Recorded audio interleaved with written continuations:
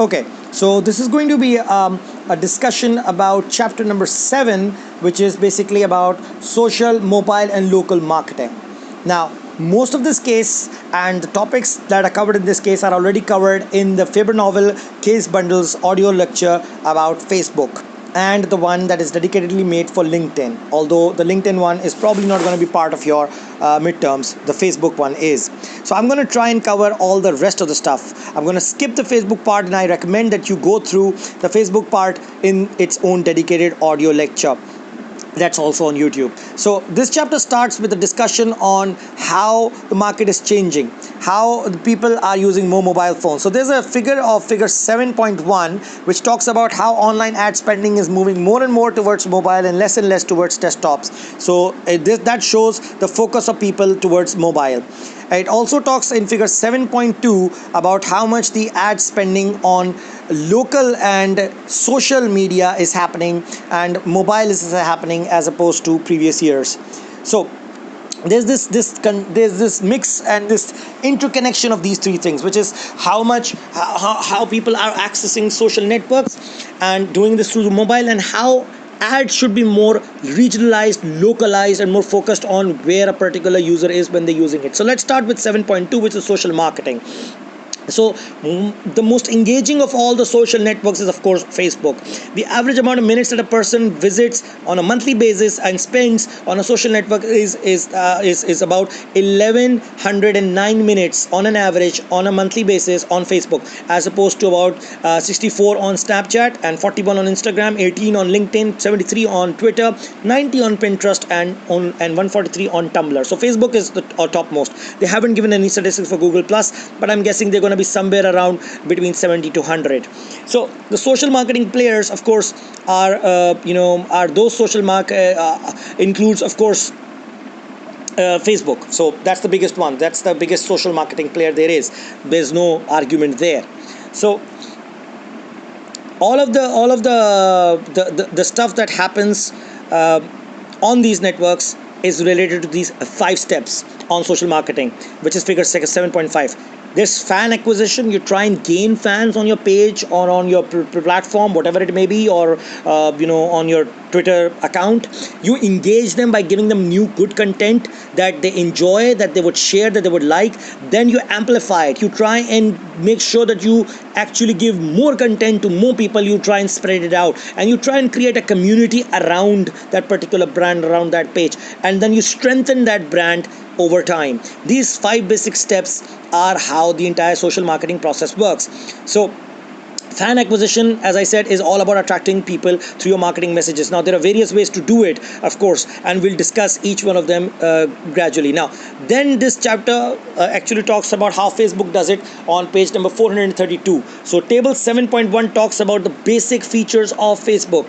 And once again, as I said earlier in the audio recording for this chapter, that this all has been covered in detail in Facebook's dedicated audio lecture. I would, however, recommend that you go through table 7.1 if you are unable to understand any part of that particular case bundle. So it's already here, every single thing: the profile, the friend searches, the timeline, the tagging, what does newsfeed do, the third-party apps and how they work, the open graph and what it exactly is, how it helps developers to create apps for you, the search, the graph search that allows people and allows advertisers to find things that are related to one another, all of this. So how exactly does Facebook use the different marketing tools that it has? The one change that they've made in recent years is the reaction buttons.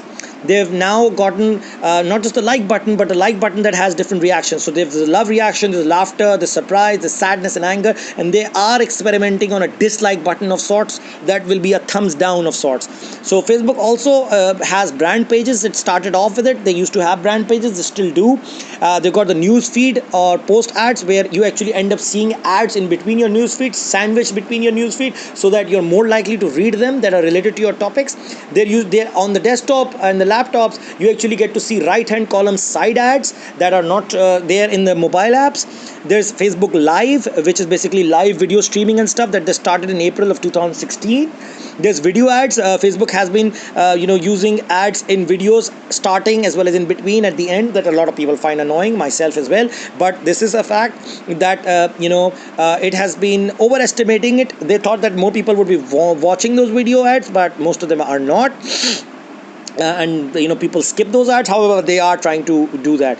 Mobile ads have also been introduced in on Facebook. However, and in 2016 over 80% of the ad revenue actually happens through mobiles. So that is something that has been more successful for Facebook than video ads.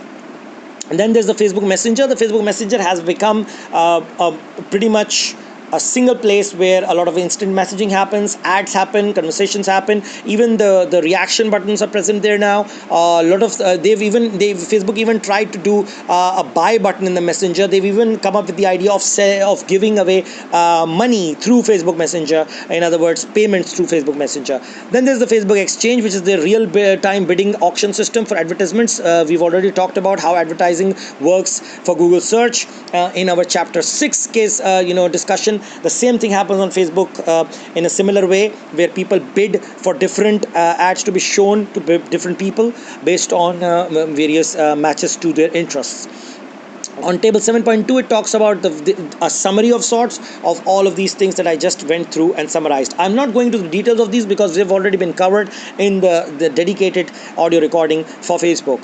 So then of course there are several examples that they've taken up in table 7.3. They've taken some examples of how different companies made use of the various platforms on Facebook to do various things.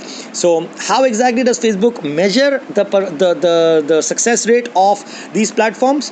They do it in various ways. And they do it, if they want to measure how many fans they've acquired, they look at how many impressions of their ads have happened, how many times their ads have been shown to people, how many people have been exposed who later on clicked likes or did comments, and the ratios of impressions to those who have actually liked the pages. Engagement, if they want to measure the engagement of customers, they do it through conversion rate. They see how many times people have posted, made comments, or done some responses on their post or on their pages, the number of times the brand page views were happened or content was seen, or the number of likes that each visitor who came to their pages did, or how they responded to different games or various contests that they had, or how much time they spent on a particular page, how many likes that they did on a particular post, which is also known as the applause rate. The amplification is measured by seeing how many what is the percentage of the likes and shares of post or post to other sites, the rate at which your fans actually end up sharing your content. How many times did that happen? The community, the monthly interaction rate of people who like your pages and how often they come to you is basically tells them how strong the community is around that page. The average monthly on-site or on-page time that people spend who have already liked your page or who are essentially your fans is called the community. Also, the ratio of the positive to negative comments on your pages is also an indication of how strong the community is.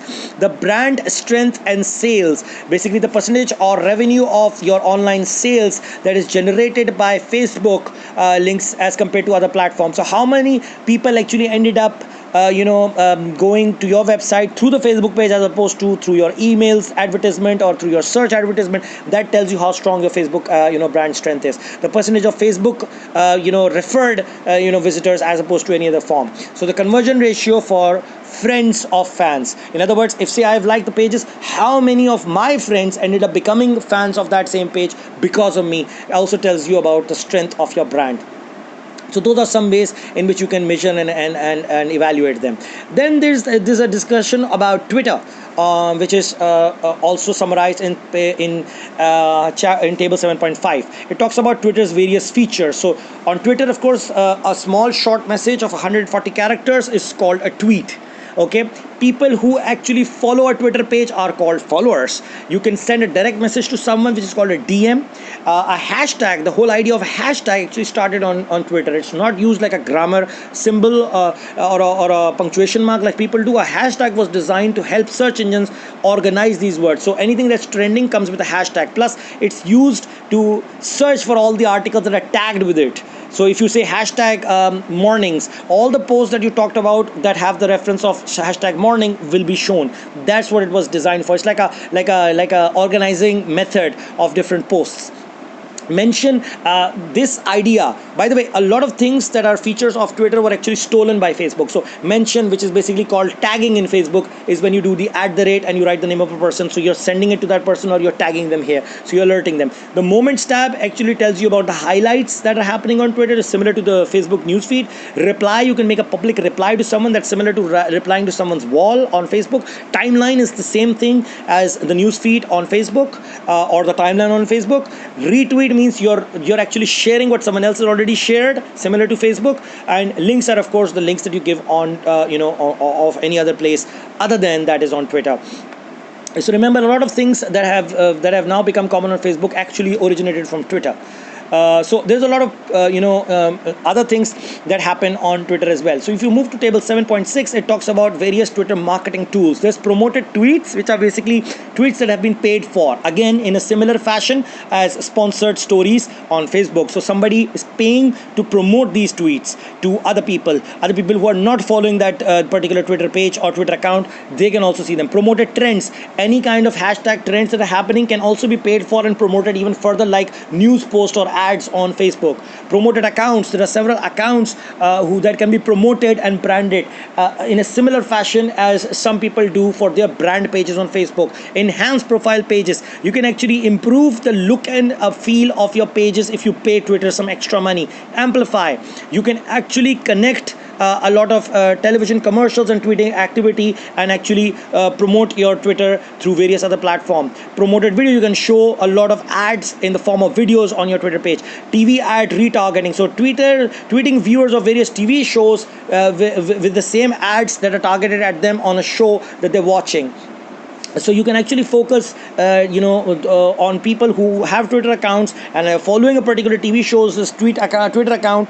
They end up seeing this ads of the similar things, so that you can promote your TV ads to them as well. So lead generation card, various discount offers, contests or stuff, or buying offers for various products that can also be done through Twitter. And of course mobile ads, which are ads that are shown on the mobile app of Twitter.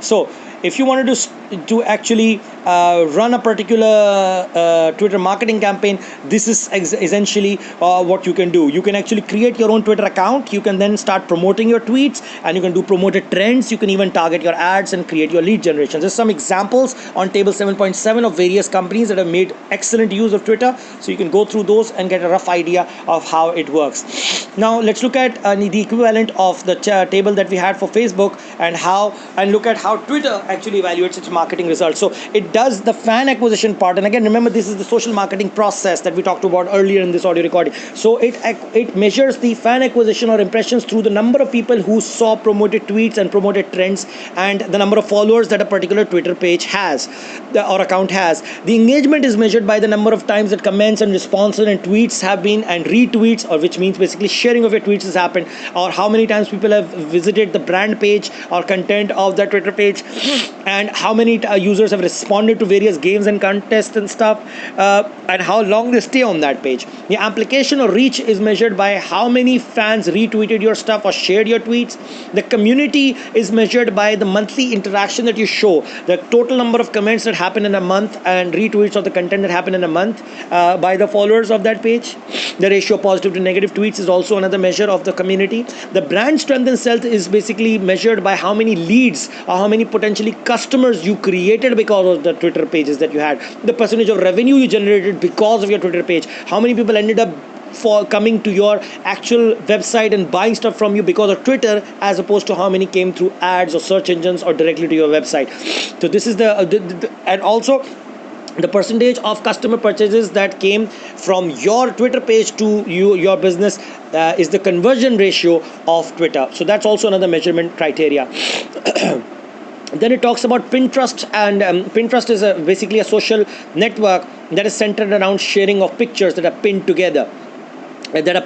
So pinning, let's look at table 7.9 and talk about how Pinterest does this. So pins are basically a methodology through which you pin a particular picture on the Pinterest board, which is like a public board. The board is this online scrapbook where pictures are organized by a user. Repins is when you share someone else's pictures or share it with your friends. Hashtags and keywords work in the same way that they do on Twitter or on Facebook. You share your pinned photos with your friends on Twitter or Facebook or email or even on their Pinterest walls. You can image hover, where you actually are basically, when your mouse goes over an online image, the pin it option comes in so that you can add it to your Pinterest. In other words, you can share it on your Pinterest walls. Embed, you can actually show those pictures on a blog directly. Me plus contributors is another option that you can do if you want others to contribute to your board. In other words, you open up your wall for other people to show up stuff there. Follow, you can follow a particular Pinterest account. The number of pins and followers is a measure of how many people actually have been visiting and are following you. The link to URL means you can actually give a link to another place. Price display, you can even sell different pictures through Pinterest, so you can put up the price. You can integrate with Facebook and Twitter. You can pin it. Browser button can be used so that you can actually, they can see this on their browsers elsewhere. You can have an app where they can add those pictures, and of course the Pinterest widget allows people to easily pin the images to have access to your pictures and put them on their websites. Now, if you look at table 7.10, it talks about the various Pinterest marketing tools. So rich pins are basically advertisement or advertiser related stuff, where you can actually make a particular pin for a product or a recipe or a movie or anything. So it's like a picture that is actually an ad. So promoted pins are similar to that. You can promote a specific pin for a click through to your website. So if somebody clicks on a particular picture on Pinterest, it ends up taking you up to a place. So think of it like an ad, a picture like an ad. Cinematic pins do the same thing, only they have a small animation like a video of sorts. Buyable pins or shop our picks are basically, buyable pins allow users to purchase a particular product that is shown on Pinterest as a picture, and you don't need to leave Pinterest to do it. You can buy it directly. Promoted video, self-explanatory. It allows people to actually put up a video ad like a picture, add pin it or follow button on your website that allows people to actually follow a particular website and to be notified when a new picture is posted on a site. Pin as display ad, so you can even show a pinned photo as a display ad that takes you to the website. You could do the same thing for taking people, and companies can actually create an entire corporate brand page. Create theme based boards that allow you to do a lot of a particular topic related stuff. The same thing can be done by linking your pictures to specific stores online. You can also actually integrate it with other social sites such as Facebook and Twitter. You can network with users and followers on other places as well in the similar way. So Pinterest is very supportive. Pinterest is very supportive of allowing other social networks to be connected with it. Now there's another table on 7.11 which is on page 452, which actually talks about different examples of how different businesses made use of Pinterest for their campaigns. So how can you start a Pinterest marketing campaign? You can create it by creating a Pinterest brand page, and you can have multiple theme lifestyle boards for different topics. You can have different links linking to your website. You can have Pinterest rich pins, which are basically promotions. You can have pin it buttons. You can connect it to your Facebook and Twitter accounts. So then coming to table 7.12, which talks about how exactly do you measure the marketing results of a Pinterest page. Again, it uses the same model of the social marketing process, the fan acquisition, engagement, amplification, community, and brand strength. So in Pinterest's case, you do it by you measure fan acquisition or impressions by how many people have seen your pins, how many follow it, what is the rate of growth of followers, how many people have that have pinned your product photos on their Pinterest walls. What is the percentage of those who exposed to your pins who also pin them on their boards. Engagement is measured by how many posts and comments people made to each of those pictures that have pinned on your Pinterest, and how people responded to the various games and contests that are participating, making people participate. What is the duration that they spend on those pages, and again, what is the rate of the pins per post. Every time, how many when you put up a post of a picture, you pin it, how many people actually comment on it and talk about it and pin it on their walls. That's the applause rate. The amplification is measured by how many fans actually end up sharing your pinned photos and resharing it on other people's boards. Community is measured by how much time you spend there on those pages, and the monthly total pins, and the average monthly on-site minutes for all the fans. How much time do they spend on your pages, and the ratio of the positive and negative comments. The brand strength is measured by how many referrals happened from Pinterest as opposed to other platforms. So how many people became your customers because they came to your Pinterest page and went up to your website and bought something, as opposed to when they saw your ad on the search engine, or they saw it on the social media or social networks or other places. So the conversion ratio for Pinterest can be measured by how many people ended up becoming your customers because they came from Pinterest or else compared to elsewhere. The conversion ratio, of course, is how is for conversion ratio for users receiving these repinned photos, or friends of followers. So in other words, how often did you reach the friends of those people who weren't following you, but who were friends with people who were following you? That's the conversion ratio. So this is how it works. So when we move on, we've got talking about mobile marketing in 7.3 and m-commerce. Now, in my opinion, m-commerce is no different from e-commerce, only that, of course, it's being done through mobile phones, and this is now becoming the more bigger focus. So a lot of people do. This is on figure 7.7, and we've talked about similar concepts and demographic and informational stuff in chapter 6's case bundle about Pakistan. And again, it says the same thing for the US market here. It says a lot of people do their research and comparison of products and prices using smartphones quite a bit. And as opposed to they wouldn't make a purchase online through phones, but they often do their research online. This is why it's very important not to ignore the importance of mobile phones, especially with respect to how much they help in making decisions. The in-app experiences and in-app ads are something that is being focused upon. So the in-app experience is getting better. Google, for instance, created a new concept called instant apps, where you don't need to download an app, but you can actually use it without downloading it. So it saves you time. So it is like a light version that actually runs directly from the web, while the in-app ads within apps are something that Google says that is not performing really well, and they're trying to improve it. So this has still not happened. So one of the top of the 7 apps that are being used, of course, there's Facebook Messenger. Those are the top apps, but remaining ones include Google Maps, Google Search, Google Play, and Gmail, which are very common. On the social network side, of course, after Facebook, there's Instagram, there's Snapchat, there's Pinterest, and Twitter. In the entertainment side, Pandora, the radio app, the Apple Music, Netflix, and Spotify are most commonly used apps in the world. So a lot of focus has been happening on mobile apps, but mobile ads is something that are not getting that much traction. They're not being liked by people. That's because mobile ads are not truly interest based. They're not actually focusing on what people truly want. So now that people are focusing on several other platforms, it has become more and more important to understand how they behave online. So you need to look at it as a holistic picture. Their mobile use, their use on other social networks. You have to look at it as a whole in order to truly understand it. So in the mobile marketing, of course, the firms, the largest, of course, market share belongs to Google, followed by again Facebook and others. Anyways, so this is something that is becoming more and more common. Moving to table 7.13 on page number 467, it's the features of mobile devices. So it's because mobiles now have several abilities that mobile advertising is becoming more and more easy for various platforms. So you will notice that a lot of mobile marketing campaigns are discussed in table 7.14. You can go through them for some examples, but something that mobile can do better is that it can do localized or regionalized or location based ads. This is something that, of course, is not possible in other devices to that degree. So mobile branding is focusing more on that, which is discussed in section 7.4 and onward. So location-based marketing is about giving ads based on the location of the user of the phone. So there are several apps that do this and are using this. So this is growing quite a bit. So a lot of advertisers these days are focusing based on the locations through, of course, Google Maps, as well as through the GPS